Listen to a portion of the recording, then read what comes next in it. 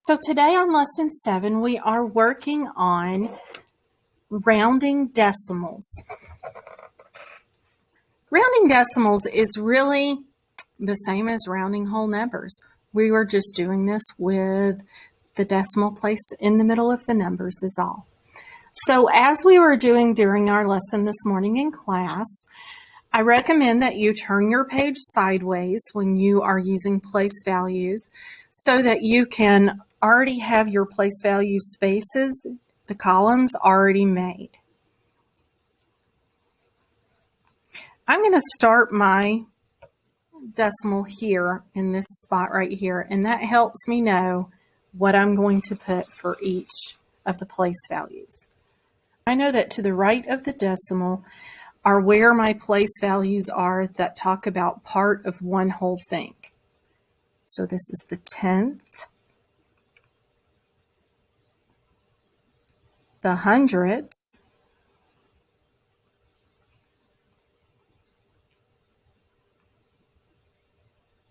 that's got a THS at the end, and the thousandths.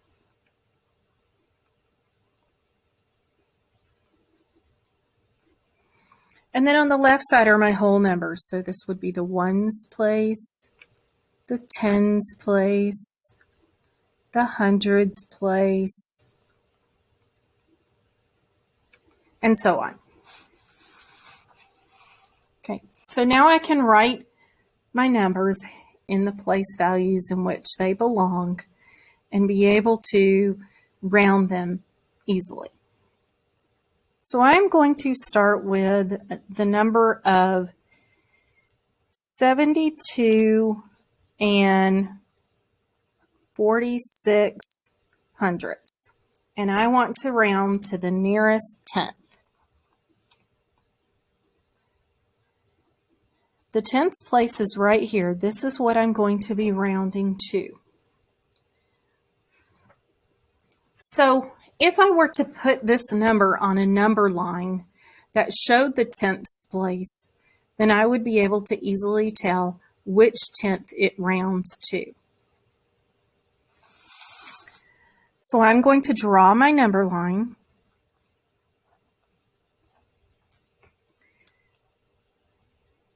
And it's getting bigger as it goes along.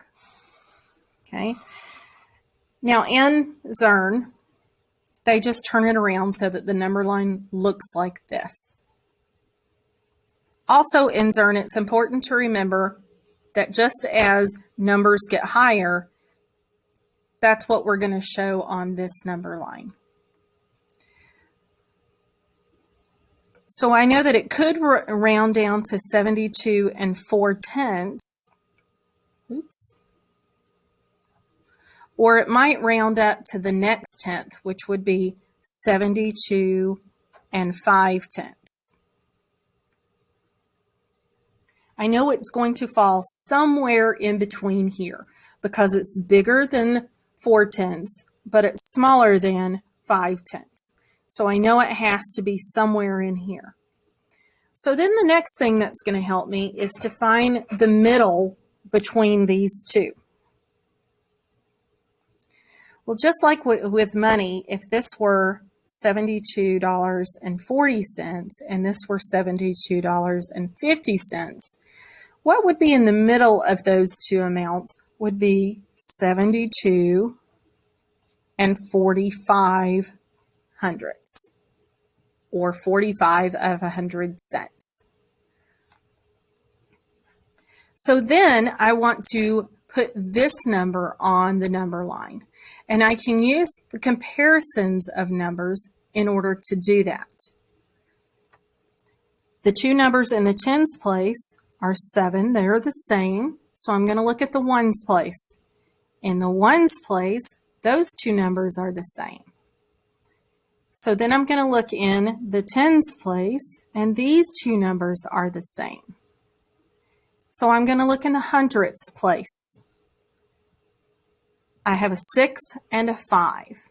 Well, 6 is bigger than 5, so I know that this number is going to come above the 5 there. So it's going to be right about in here. And I don't have to be exact with this. I just want to know where it's going to show up.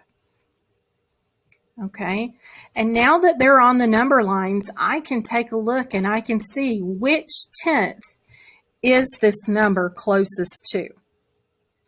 Well, because it is more than the middle number, then that tells me it's going to be closest to the 72 and 5/10. If it were below the middle number, then it would be closer to 72 and 4/10.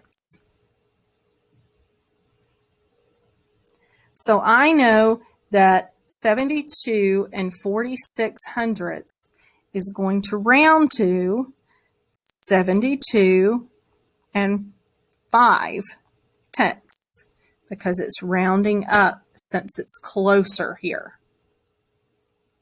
Hope that helps.